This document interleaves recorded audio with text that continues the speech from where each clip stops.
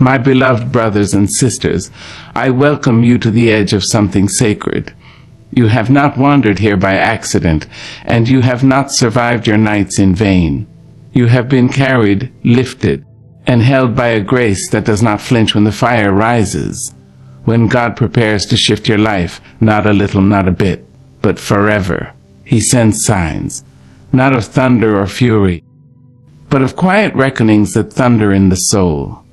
There comes a moment in every soul's journey when the world grows strangely still. The clamor of conversation, the familiar hum of daily living, the noise we've grown so used to, it all begins to hush. And at first we fight it. Oh yes, we claw at the silence as if it were some unified ghost. We turn the volume up on our televisions. We scroll endlessly through our phones. We knock on doors that no longer open. But still, the silence grows. It does not ask for permission. It does not apologize. It comes softly, steadily, with the dignity of a thing that knows its purpose. And when it comes, it settles in your bones like winter wind, cold, cutting, and necessary. The silence isn't empty, though it feels like a void. No, child, it is full of truth you've been too distracted to hear. Full of instructions you've been too busy to receive, full of questions you have not dared to ask. The silence comes not to punish, but to prepare. You see, when God is about to shift the landscape of your life, He begins by quieting the land. He hushes the voices that once soothed you, because they cannot speak where you're going. He dims the lights of old paths, because you've outgrown them. He draws the curtain on chapters you weren't bold enough to end yourself. And suddenly, you find yourself in the stillness, looking around, wondering why the phone won't ring, why the invitations have stopped, why your name isn't on the list. But I tell you now, you have not been forgotten. You have been chosen. And when you are chosen, you are set apart.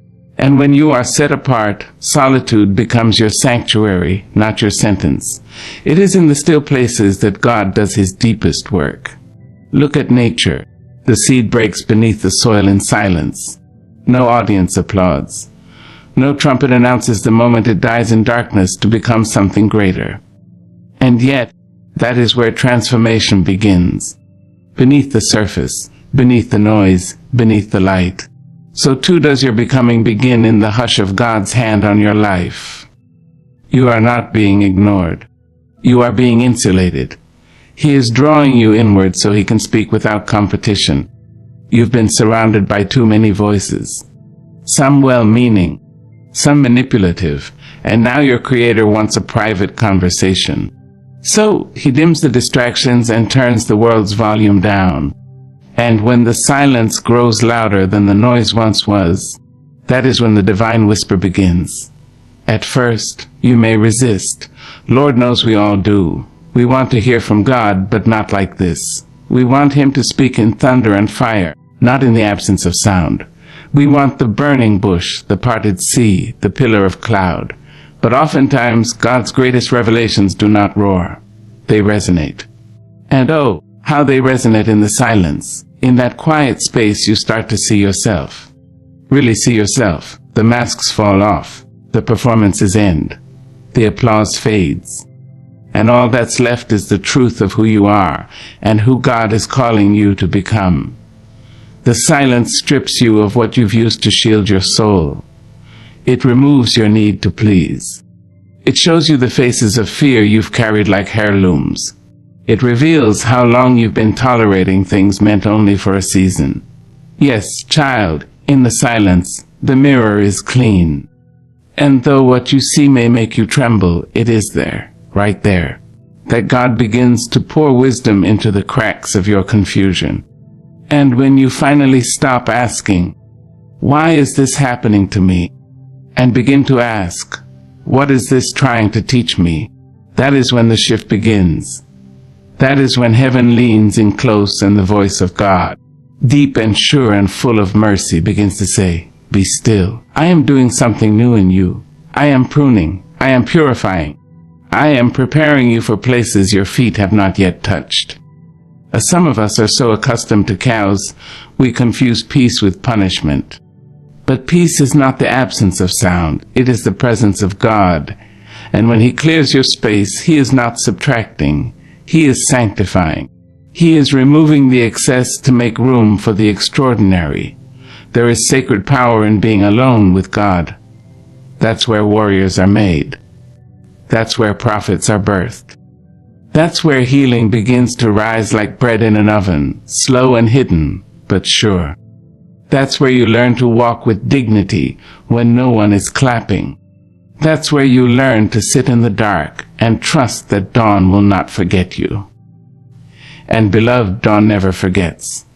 So if you find yourself in a season where friends have faded, where your phone is silent, where the invitations have stopped coming and the spotlight has dimmed, do not panic.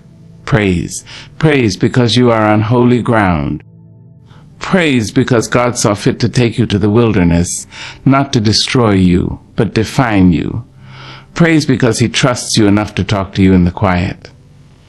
And if you can survive the silence, if you can sit still in the absence of noise and learn to listen with your soul, then you will emerge not only wiser but witnessed by God Himself. And when He speaks, it will not be a shout.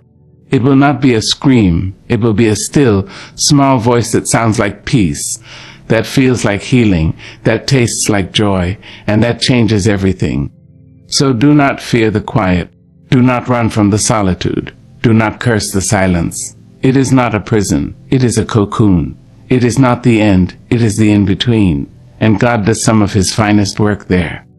You, child of grace, are not forgotten. You are being formed. And when the silence has done its work, when it has peeled away the unnecessary, poured in the truth, and polished your spirit until it shines, then and only then will the doors swing open, and the new thing shall be revealed. And you will say, through tears and triumph, "It was good for me to be alone, because I heard Him clearly there." So sit still, beloved, be patient. Be watchful, because when the silence grows louder, God is speaking something life-changing. There comes a peculiar H, a soft but certain pull in the spirit, when the garments that once clothed your comfort no longer fit your becoming. The things, the places, the people, the routines, they do not wound you, not directly. No, they simply stop fitting. You look around your life and realize it no longer wears well on you. It's like trying to step back into shoes that carried you through miles of wilderness. Blessed shoes, worn and true, but now they pinch your toes, they press on your bones, and they will not carry you into what comes next. And this, beloved, is no accident. There is a holy discomfort that visits us just before transformation. It doesn't come with fire from the sky or angels at the door. It comes in the form of restlessness, like the body trying to stretch beyond its own skin. You find yourself in rooms that once thrilled you, and now they only echo. The conversations you once clung to seem hollow. The affection that once warmed you now leaves you cold. The accolades you used to reach for no longer excite your spirit, and the identity you used to wear proudly now hangs on you like borrowed clothing. Ill-fitting, unfamiliar, and untrue. This is not arrogance. This is awakening. When God is preparing to move you into a new season, He begins by making you uncomfortable in your current one. He does not force you with chains. He frees you with change. He begins to close the windows you keep trying to pry open. He lets the music fade that you used to dance to. He allows you to taste the bitterness in things you once called sweet. And you, being sensitive and sacred, start to feel the friction. You don't know what's happening. You only know you can't stay here, not like this. It feels like loss, but it is really release. It feels like endings, but it is the beginning of your elevation. You are molting, shedding the skin that can no longer hold the glory of who you are becoming. You are outgrowing the scaffolding that held you while you healed. And sometimes that feels like betrayal. But listen to me. Sometimes the greatest act of love is letting go of what no longer serves your soul. Even Jesus walked away from the familiar to fulfill his calling. Even he left his home to walk among strangers and speak to the winds and sit with the broken. He could not stay where he was and become who he was sent to be. And neither can you. Do not confuse comfort with calling. Comfort tells you to stay where it's safe. Calling dares you to walk where it's sacred. And sometimes the cost of the call is everything that once made you feel secure. But oh, what you gain in the trade. What you gain is alignment. You gain the rhythm of heaven pulsing in your veins. You gain the clarity of who you are apart from what you do, apart from who applauds, apart from what people expect. You are not here to stay the same. You are here to evolve, to rise, to remember who you were before the world told you who to be. And that remembrance will require release. You may have to say goodbye to friendships that were beautiful in their time, but now bind you with nostalgia. You may have to walk away from opportunities that feed your ego but starve your purpose. You may even have to grieve versions of yourself that helped you survive, but can't help you soar. Let it fall away, my dear, let it fall. Let the titles fall. Let the roles fall. Let the old stories fall. If it must go, let it go. For nothing that is meant for your next chapter will ever be afraid of your growth. The people who are truly for you will not be threatened by your transformation. They will celebrate it. The dreams that are truly divine will not demand you stay small to chase them. And the spaces that are truly sacred will not shrink when you begin to expand. But beware, not everyone will understand. Some will accuse you of changing. And you are changing, you are healing, you are aligning. You are becoming someone who no longer fits into what once was. That's not betrayal. That's birth. That's not selfish. That's sacred. And those who love you deeply will adjust their arms to embrace the new dimensions of your soul. So if you find yourself feeling strange in familiar places, if the things that once made you feel alive now feel like cages, if the applause you once craved now echoes without meaning, take heart. You are not broken. You are breaking through. You are peeling back the layers of expectation to reveal the truth of your identity. You are being called to stand in rooms your ancestors only dreamed of. You are being positioned to speak with a voice that thundered inside you for years, but now demands to be heard. You are moving into the land of promise, and you cannot carry everything with you. Some of the weight must fall away, and when it does, when you finally surrender the old shoes, the old songs, the old skin, you will feel light. Not because life has gotten easier, but because your soul is no longer fighting the gravity of things it has outgrown. And oh, what a glory it is to walk upright in your truth. What a gift it is to not shrink to fit places you've transcended. What a joy it is to finally stop apologizing for becoming whole. There is no guilt in your growth. There is no shame in your shedding. And there is no fear in your future. Not when God is the one calling you forward. He who made the stars and named them one by one has also named you, called you by your true name. And he will not dress you in destiny while you are still clinging to what used to cover your survival. So do not be afraid when the unraveling begins. Do not panic when your appetite changes. When you crave solitude over social climbing. When you'd rather speak truth than be liked. When you choose peace over performance. These are signs, not of rebellion, but of realignment. You are walking in rhythm now. And with each step away from what no longer fits, you are stepping into what was always meant for you. You are walking toward divine appointments, soul-deep friendships, sacred work, and the kind of joy that doesn't depend on applause. So yes, things are falling away, and yes, it's painful, and yes, it feels uncertain. But hear me now, you are not losing yourself, you are finding yourself. And the self you are uncovering, she is radiant, she is wise, she is rooted, she is ready. Let what no longer fits fall away, and walk boldly into the space God has carved just for you. It has your name on it. It always has. There is a pain that visits all of us. It sits in the quiet corners of our memory, lingers in the shadows of our smiles, and walks beside us like an old friend we never meant to meet. It may arrive without warning, or it may grow slowly over time, like vines creeping up the walls of a house, inch by inch, until you can no longer see the windows. You know the kind of pain I mean.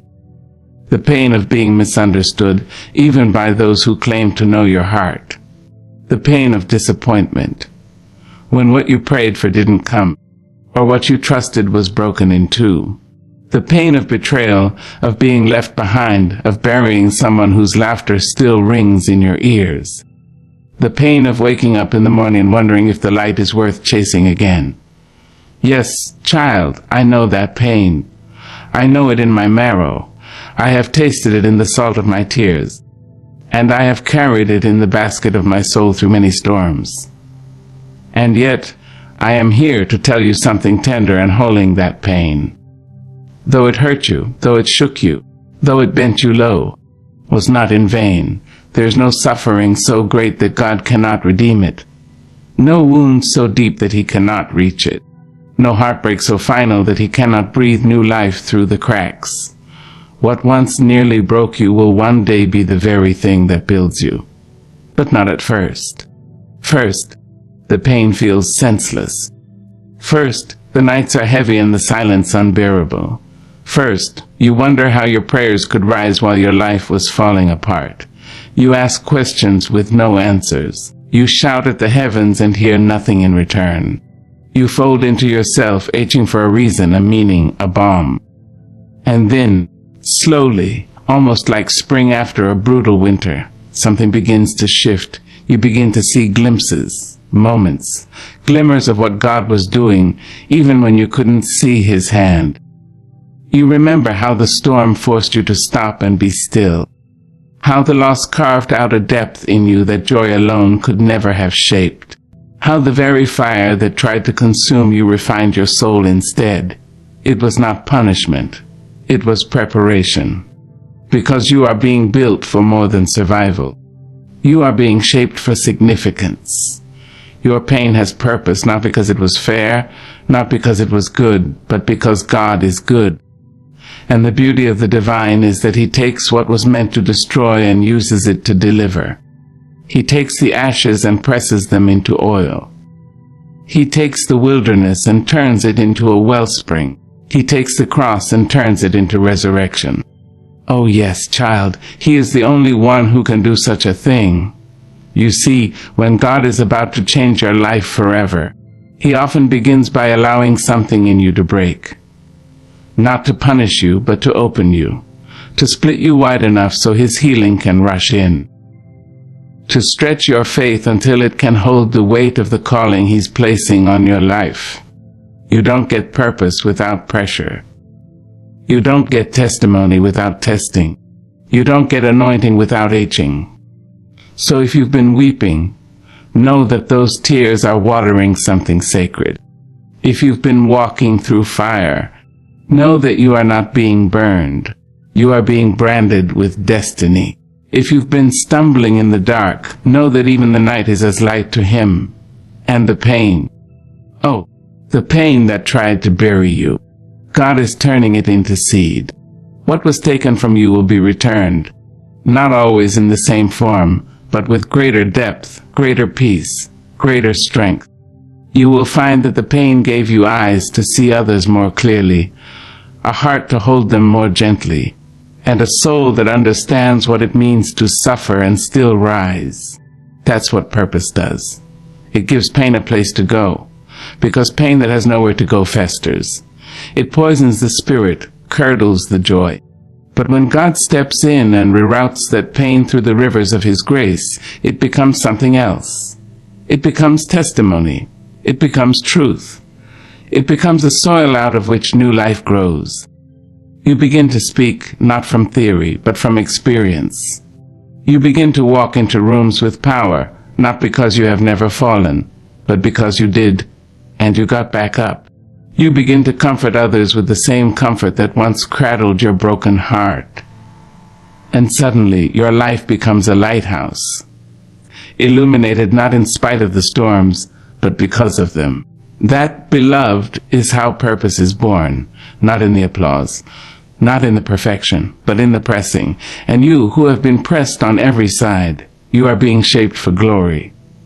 Now, I do not mean fame nor the world's fleeting definition of success. I mean a glory that whispers through generations. A glory that speaks of strength earned in silence. A glory that